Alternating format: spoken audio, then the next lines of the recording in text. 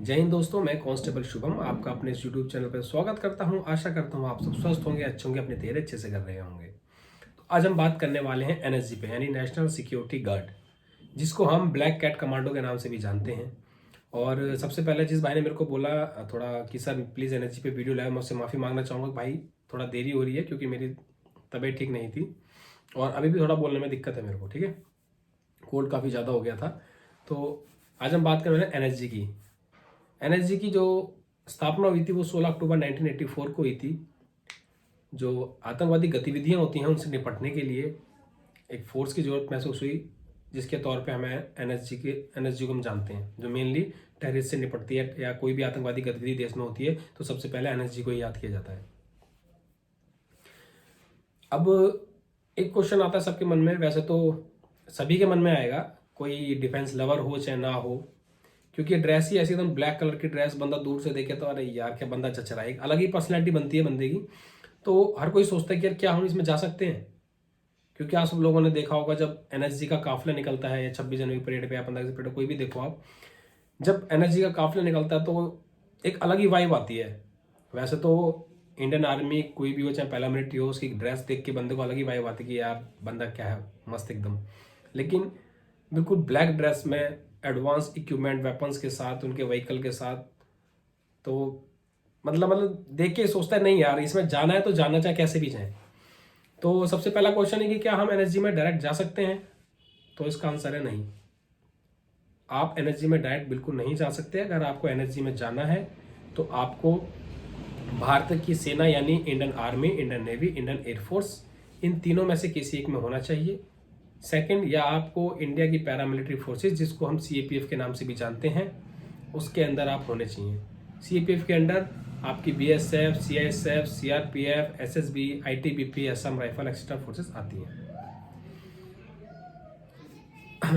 और एक हम इसकी बात करते हैं कि सर, क्योंकि इसमें एज का भी मैटर करता है कि उसकी ट्रेनिंग थोड़ा हार्ड होती है ना, तो जब भी आप इसमें जाना चाहें आप सबसे पहले ये ध्यान रखना, क्योंकि इसकी जो वैकेंसी आती है, पहला तो इसकी वैकेंसी 5 साल 7 साल जो मिनिमम सर्विस मांगते थे, ठीक है, डिफेंस पर्सनस की, लेकिन अब ये 2 साल हो गई कि अगर आपने 2 साल की आपकी ग्राउंड सर्विस है तो आप जा सकते हैं। एवरी ईयर इसकी वैकेंसी आती रहती है, और यूनिट में या बटालियन बोल लो आप, वहाँ से जो भी बंदा जाता है तो सोचो वो कितना एडवांस बंदा होगा या कितना मेहनती बंदा होगा जो इसके लिए चुना जाता है, क्योंकि यूनिट से 1 से 2 या 3 मैक्सिमम 4 इतने बंदे जाते हैं बस। सबसे पहला इसका एक क्राइटेरिया है कि आप 35 साल से कम एज के होने चाहिए, ठीक है। सेकंड, आपका जो मेडिकल कैटेगरी है वो शेप 1 होनी चाहिए। शेप 1 बोले तो आप बिल्कुल फिट हो, आपको मेंटली कोई प्रॉब्लम ना हो, आपकी आई साइट वीक ना हो, या आपके बॉडी में कोई भी प्रॉब्लम ना हो। थर्ड, आपका जो सर्विस रिकॉर्ड है, यानी जितने साल आपकी सर्विस है, सर्विस करियर में आपका कोई भी बैड एंट्री नहीं होनी चाहिए, मतलब आप एकदम अच्छे पर्सन हो फोर्स के अंदर, वो आपको आपके एसआर में दिखेगा, ठीक है। आपका एसआर जो रिकॉर्ड एकदम क्लीन होना चाहिए। तो ये 3 चीज़ तो पहले सबसे मेन है आपको जानने के लिए, क्योंकि ये बेसिक चीज़ है। अगर आपका इन तीनों में से कुछ भी गड़बड़ होगा तो आप नहीं जा पाएंगे। अगर आप ओवर एज हैं तो नहीं जा पाएंगे, आपका मेडिकल कैटेगरी सही नहीं है तो आप नहीं जा पाएंगे, और आपका एसआर सही नहीं है तो आप वैसे बिल्कुल ही नहीं जा पाएंगे, कोई आपको प्रेफरेंस देगा ही नहीं, ठीक है। इसके अलावा अगर हम बात करें इसकी थोड़ा ट्रेनिंग की, क्योंकि सबको ड्रेस तो बहुत अच्छी लगती है, मन भी करता है जाने का, एकदम ब्लैक ब्लैक देख के कि नहीं यार advance weapon, advance vehicle, advance equipment, कि यार हमको ही मिला यार कितना मजा आएगा, प्राउड फील करोगे। लेकिन उस प्राउड के पीछे जो मेहनत है ना वो कोई नहीं जानता। तो जिसकी ट्रेनिंग होती है ना, इसकी ट्रेनिंग पूरी होते होते लगभग 14 महीने लग जाते हैं, जिसके अंदर आपका थोड़ा ब्रेक भी इंक्लूड होता है। सबसे पहले अगर हम बात करें इसकी बेसिक ट्रेनिंग की, इसकी बेसिक ट्रेनिंग होती है 3 महीने की, जो कि हरियाणा के मानेसर में होती है। इस 3 महीने की बेसिक ट्रेनिंग के अंदर ही 80% जो कैंडिडेट होते हैं, या 80% जो सोल्जर है, कैंडिडेट तो नहीं बोलेंगे हम, सोल्जर बोलेंगे, क्योंकि ऑलरेडी वो फोर्सेस के अंदर आ चुके हैं। 80% सोल्जर इसकी टफ ट्रेनिंग के चलते बेसिक ट्रेनिंग से ही बाहर हो जाते हैं। आप सोचो आप 1 साल ट्रेनिंग करके जाओगे, आप वो ट्रेनिंग झेल रहे हो, तो इसकी बेसिक ट्रेनिंग जो कि मात्र 3 महीने की है, उसके अंदर आप 80% बाहर हो रहे हो, तो आप इसकी ट्रेनिंग का अंदाजा लगा सकते हो। उसके बाद इसकी 9 महीने की एडवांस ट्रेनिंग होती है। जो आपकी बेसिक ट्रेनिंग होती है, बेसिक ट्रेनिंग के अंदर ही 26 तरह के ऑप्टिकल्स आपको मिलते हैं। लाइक आपको हाइट से जंप करना है या वाटर के अंदर आपके देर तक रह सकते हैं, ऐसे कई तरह के ऑप्टिकल्स होते हैं जो आपको हैंडल करने हैं या जो आपको पार करने हैं। उसके बाद आप एडवांस ट्रेनिंग के लिए जाते हैं। बेसिक ट्रेनिंग कंप्लीट किए बिना आप एडवांस में नहीं जा सकते। इसीलिए बेसिक ट्रेनिंग का जो रेशियो है वो बहुत कम हो जाता है, यानी 10 में से केवल 2 लोग ही आगे जाते हैं। इसका सिलेक्शन प्रोसेस भी बहुत हार्ड होता है। बेसिक ट्रेनिंग कंप्लीट करने के बाद आप लोग जाते हो एडवांस ट्रेनिंग में। एडवांस ट्रेनिंग में जाने के बाद आपकी 9 महीने की एडवांस ट्रेनिंग होती है, जिसके अंदर आप विदाउट वेपन फाइट करना, वेपन के साथ कैसे आपको फाइट करनी है, वेपन आपका आप तो किसी जो मान लो टेररिस्ट है वो आपकी क्लोज रेंज में, आपके पास वेपन नहीं है या एमिनेशन खत्म हो गया है, तो उस केस में आपको क्या करना है।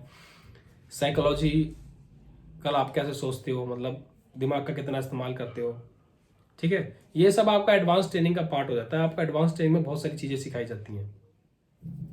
और एडवांस ट्रेनिंग कंप्लीट करने के बाद आप लोगों का फिर होता है एक साइकोलॉजिकल टेस्ट। उस साइकोलॉजिकल टेस्ट में अगर आप पास हो जाते हैं तो ही आप एनएसजी कमांडो बन सकते हैं, ठीक है। ये जितना सुनने में आसान लग रहा है ना कि हाँ ठीक है, हमने बेसिक पार कर ली, एडवांस पार कर ली, साइकोलॉजिकल टेस्ट पार कर लिया, लगने नहीं। इसका मेन बेसिक ट्रेनिंग जो आपको पता है 80% लोग बाहर होते हैं, उसके बाद एडवांस में से बाहर होते हैं, ठीक है ना। तो इसीलिए जो भी इसमें जाना चाहता है सबसे पहले तो अपना बेस्ट देना और बेस्ट बेस्ट देना। अब बात करते हैं कि इसके अंदर इसकी 3 जैसे एनएसजी हमने नाम खाली एनएसजी से जानते हैं, लेकिन एनएसजी के अंदर 3 चीज़ें हैं। एक आता है special action group SAG, second आता है स्पेशल रेंजर ग्रुप जो कि आपका वीआईपी प्रोटेक्शन के लिए होता है, तीसरा आपका आता है नेशनल कंपोजिट ग्रुप, ठीक है। जो एक्शन ग्रुप है आपका, एक्शन ग्रुप के अंदर अगर आपको जाना है स्पेशल एक्शन ग्रुप के अंदर, तो आपको सबसे पहले तो इंडियन आर्मी का पार्ट होना चाहिए। यानी आप Indian army, Indian navy, Indian air force, जो मेन इंडियन आर्मी है इंडिया की, पैरामिलिट्री फोर्सेस नहीं, ओनली इंडियन आर्मी, उसके अंदर अगर आप हो तो आप इसके अंदर जा सकते हो। सेकेंड, अगर हम बात करें स्पेशल रेंजर्स ग्रुप की, तो स्पेशल रेंजर्स ग्रुप के अंदर कौन जाता है, जो पैरामिलिट्री का पर्सन होता है वो उसके अंदर जाता है प्रोटेक्शंस के लिए, वीआईपी प्रोटेक्शंस और कई जगह और भी सिक्योरिटी देते हैं।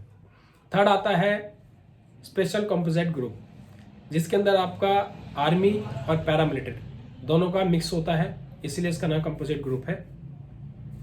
अगर आपको कि नहीं मेरे को एक्शन पसंद है, बस गोलाबारी, धुआं धुआं धुआं हर जगह है ना, तो आपको जाना है स्पेशल एक्शन ग्रुप में यानी एसएजी में। उसके लिए आपको इंडियन आर्मी का पार्ट होना चाहिए।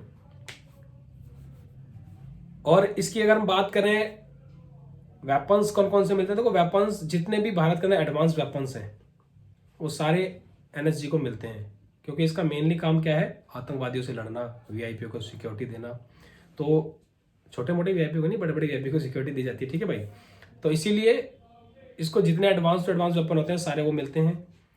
और इसके अगर हम सबसे मेन होता है एक मोटिवेशन की सैलरी क्या मिलती है, तो भाई इसकी जो सैलरी होती है, जो आपकी नॉर्मल सैलरी है उसका 30 से 40% का इंक्रीमेंट उसमें और लग जाता है। मतलब एग्जाम्पल के बताता हूँ, अगर मेरी सैलरी 1 लाख है और मैं एनएसजी के अंदर हूँ तो मेरे को उसका अलाउंस वगैरह सब मिला के 1,30,000 से 40,000 के आसपास सैलरी मिलेगी, यानी इतनी मेरे को एक्स्ट्रा मिलेगी, ठीक है। तो सैलरी भी काफ़ी अच्छी हो जाती है। और एक लोगों का ये होता है कि भाई एनएसजी में जाना, तो वो बंदा अपना सपना पूरा कर लेता है। एनएसजी में जाने के बाद यदि आप वापसी अपनी आर्मी में या पैरामिलिट्री में जाते हो तो आपको बहुत बेनिफिट मिलते हैं। सबसे पहले आप किसी की सिक्योरिटी में जा सकते हो, जैसे सीओ की, डीआईजी की या आईजी साहब की सिक्योरिटी, किसी की सिक्योरिटी में जा सकते हो, जिससे जो बंदे हार्डली ड्यूटी कर रहे हैं वो हार्ड ड्यूटी नहीं मिल सकती।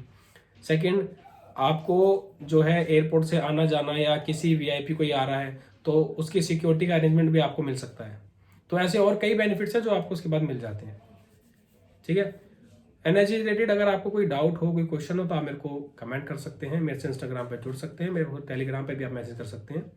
रिस्पॉन्स आपको जल्द से जल्द मिलेगा। और इस वीडियो से रिलेटेड कोई भी आपका डाउट हो, कोई भी क्वेश्चन तो पूछ सकते हैं। जय हिंद, जय भारत।